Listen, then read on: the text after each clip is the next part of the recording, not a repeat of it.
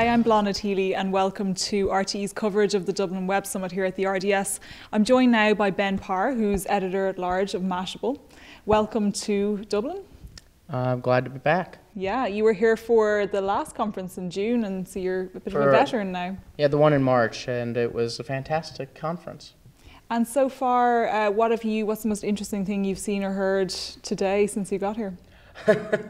It's been an interesting day. I'm also here for the Founders Conference, so I think it's less about what's on stage and it's more about the people you meet. So I got to sit down with some very interesting people this morning right after my run, and they didn't really care that I was all sweaty from my run, apparently. But I think it's just the interesting conversations you have about what is the future of technology? What kind of startups do we need to build?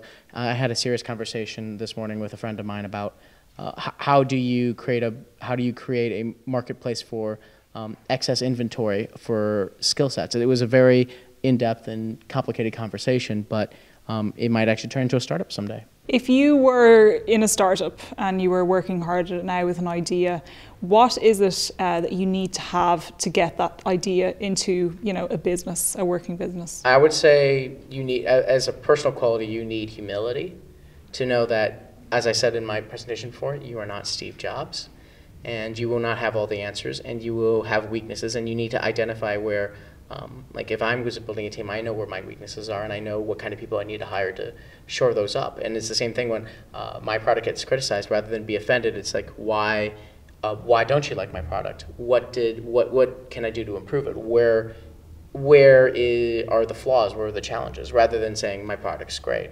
And I think that's one of the toughest things for entrepreneurs, because entrepreneurs fall in love with their products. But sometimes you have to distance yourself and say, what is objectively the best thing to do? So there's only obviously one Silicon Valley, but how can countries like Ireland recreate that kind of atmosphere to make, an environment that's really good for startups?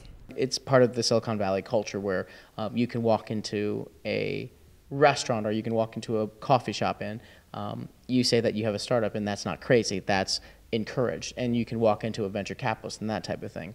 It's also the laws in the U.S. and specifically in Silicon Valley are very friendly towards entrepreneurs. There are not a lot of regulations. There's not a lot of barriers to entry. How do you recreate that in Europe? You need to have events like this, like the Dublin Web Summit and Founders, and bring people in and learn from their expertise and get people more excited about being entrepreneurs. But it's also the government, it's also laws. It's tougher, for example, to really you couldn't build a Facebook in Germany because of the privacy laws. You couldn't build a Facebook in France probably because of the labor laws. So you have to have very friendly laws which remove barriers to startups really getting the ground running, because they have to take risks, and governments have to take risks with them if they really want to build the next Google, the next Facebook in their country.